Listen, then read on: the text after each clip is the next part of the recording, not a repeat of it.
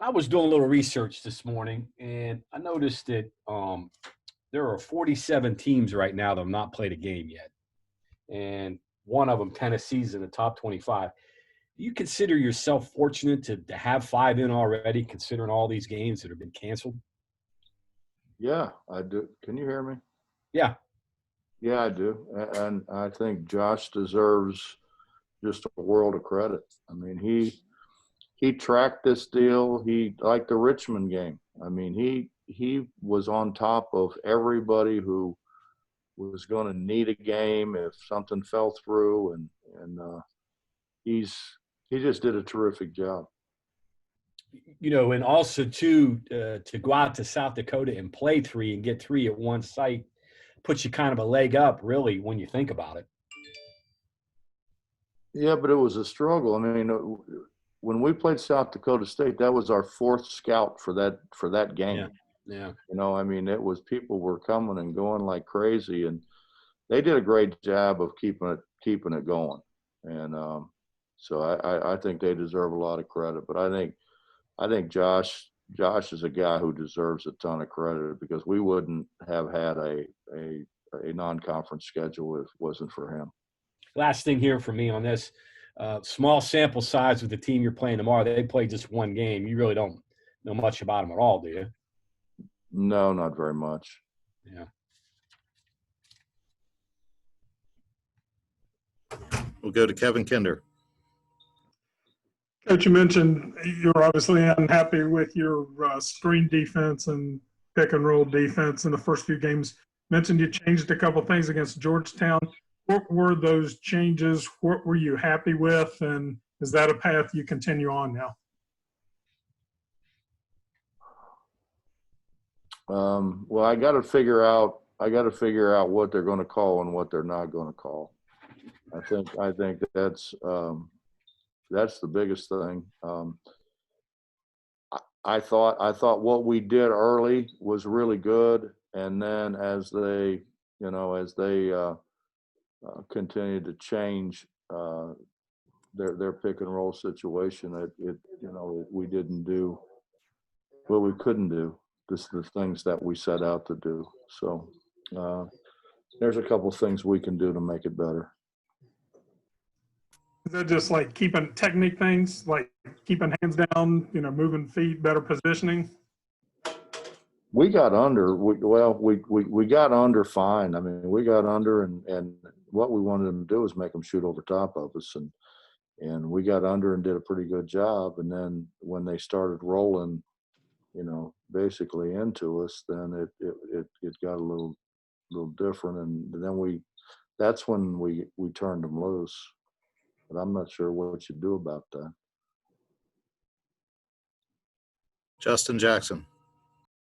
Coach, I'm just kind of wondering, I mean, you guys have played a really good schedule. I think your strength of schedule is like number 12, I think, right now or something like that, but might be better. Just kind of wondering, you've played these tough games and, now you come back home and you're getting this Robert Morris game in. How do you get across to your guys that, this isn't necessarily a breather, I guess, or I'm sure maybe some of them might be thinking that maybe, or. Well, Justin, I would hope that, all the work that they've put in to get to this point, that they would be excited about playing anybody. There's, like we just heard, there's 47, I think John said, teams that haven't even played a game. So I think we ought to feel fortunate that we're playing anybody.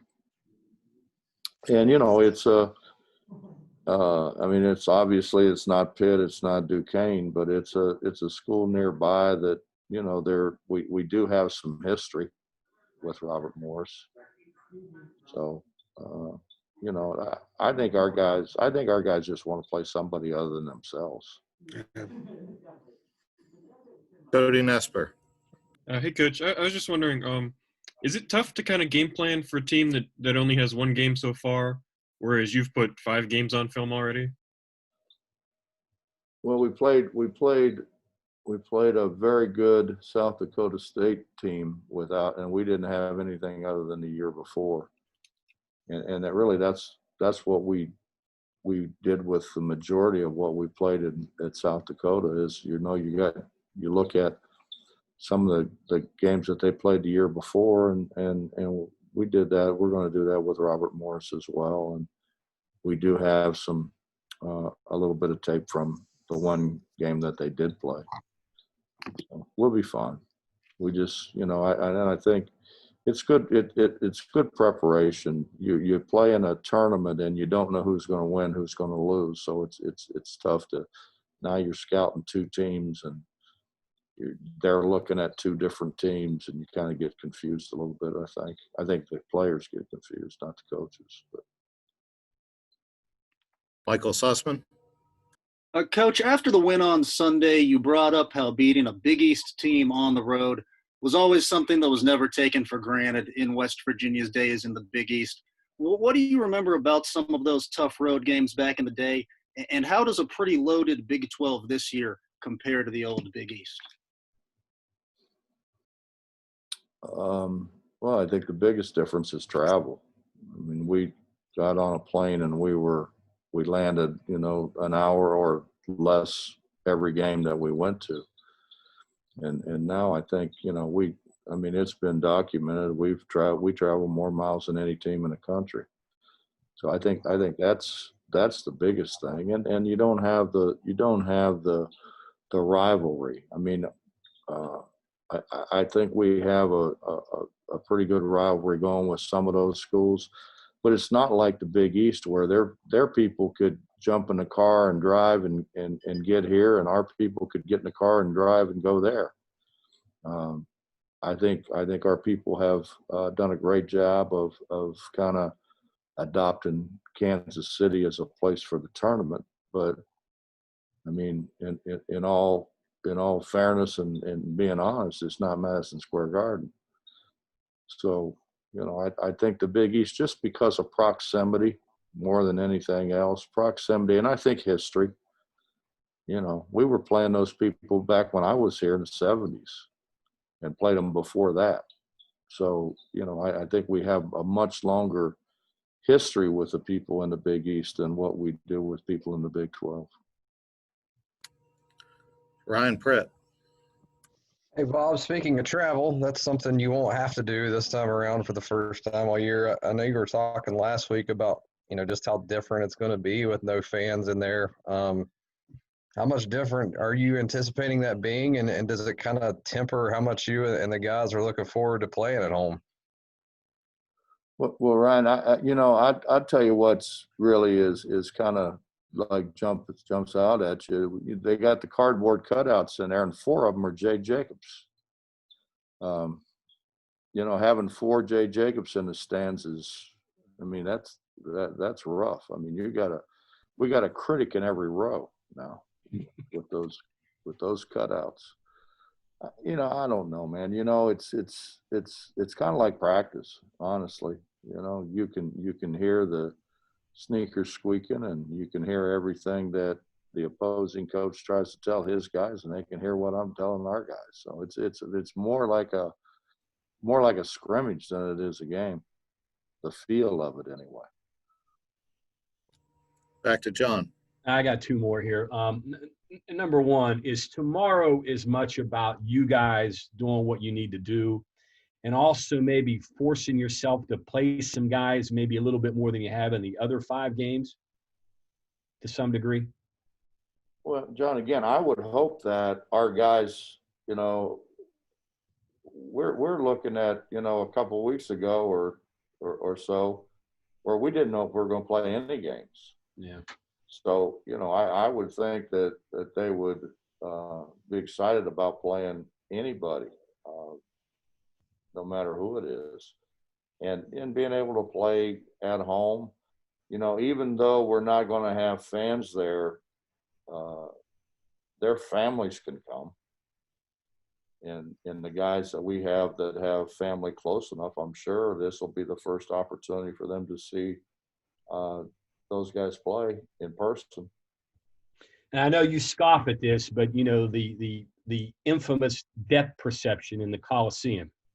No fans. You guys are obviously used to it because you practice. Is that going to be anything at all for the other people to worry about?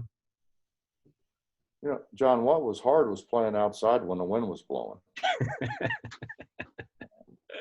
You know, there's not much of that going on in the Coliseum. It's a little drafty in there. Yeah, well, I mean, that's only if they open that door over there. You know, if they open that door where you come down in or go up in or up out, but it gets a little breezy. But other than that, Mess keeps it closed. He says he gets too cold. well, Bubba used to open it, so. Darren Zaslow. Coach, just your general assessment through 5 games. Do you like where this team is at, and have they improved at the speed, I guess, that you thought that they would be at? I think we've got a long ways to go in certain areas. I think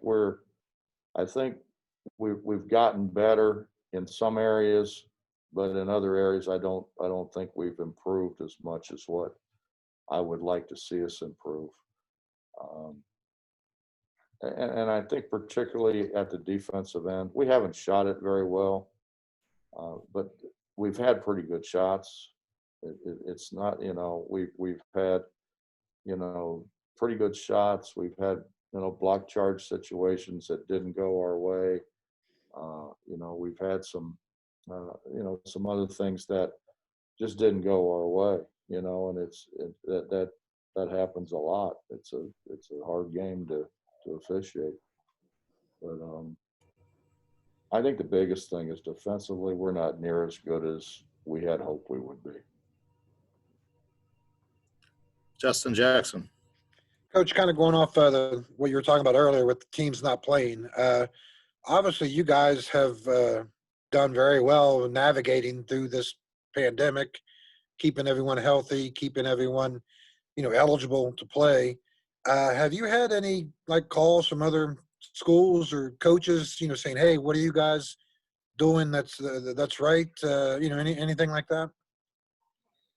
No, you know, Justin, I think, you know, watching TV, listen to commentators, listen to what commentators are saying that coaches have said, or listen to the coach say it themselves. I think it comes down to, I mean, to a degree, I think it comes down to the discipline that your guys have of not being around people that they don't know, not being around crowds, not, you know, I think our guys have done a really good job of kind of isolating themselves with themselves.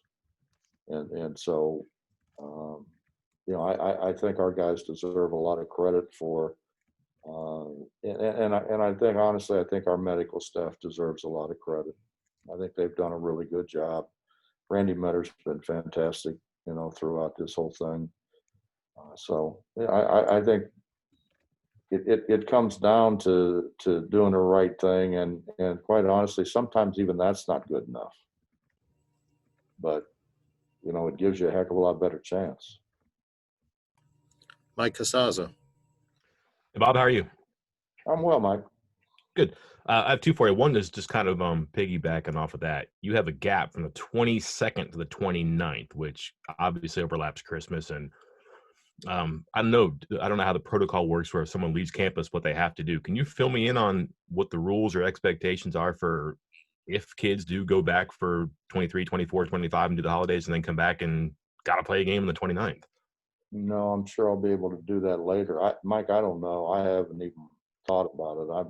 We've got 2 games here this week, and that's been my focus. You know, I've talked to people who aren't going to let their guys go home. Actually, I was on a call yesterday, and one of the coaches in our league brought it up, how many guys are going to let their guys go home. And I think the overwhelming response was they're going to let them go home. But as far as what the health department says has to happen or doesn't happen, am I still on? Can you still hear me? Yeah, you're good. Okay. I don't know. I haven't really concerned myself with that at this point in time. Secondly, your personnel hasn't changed from last year too much, but you're playing with the 3 guards more often, and I'm assuming that's just confidence and comfortability with you there. But is it that? And then what do you like, and what does that give you that you are using it as much as you are? Well, I mean, quite honestly, Taz and Sean have played really, really well in practice, really well. But Emmett's played well too. I mean, Emmett finished the game, the Georgetown game, in a great way for us. So, I think it just kind of depends on who you think is going to give you the most that particular time. Because I think we got a lot of guys that are really, I don't want to say equal, but awfully close to being equal when it comes to what they can do for us on the floor. All right, last one here for me, I promise. I know when you go through and you work on things, you fix the things that bug you the most. How much have you had a chance to dig in deeper to your offense, sets, things like that, things that you can think you could do to maybe free people up, get some stuff that you're looking for, maybe some better looks? With John, I think I dig into the things that hurt us the most. I think we've had really good shots. I mean, we just have not made shots on as consistent a basis as we thought going into this season that we would. But we're used to it. I mean, that's a good thing. We're used to missing shots. So, we have guys who can get second shots for us. And third shots. Well, I mean, you have adjusted in the regard that first game you jacked up 32 threes, and you haven't done that in the 4 games since. Well, we didn't make it.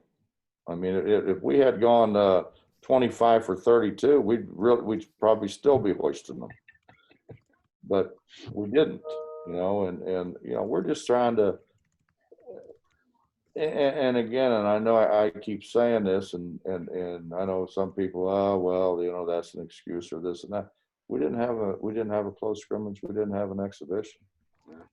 And the beauty of those is I can play guys that haven't played that much, in these 5 games.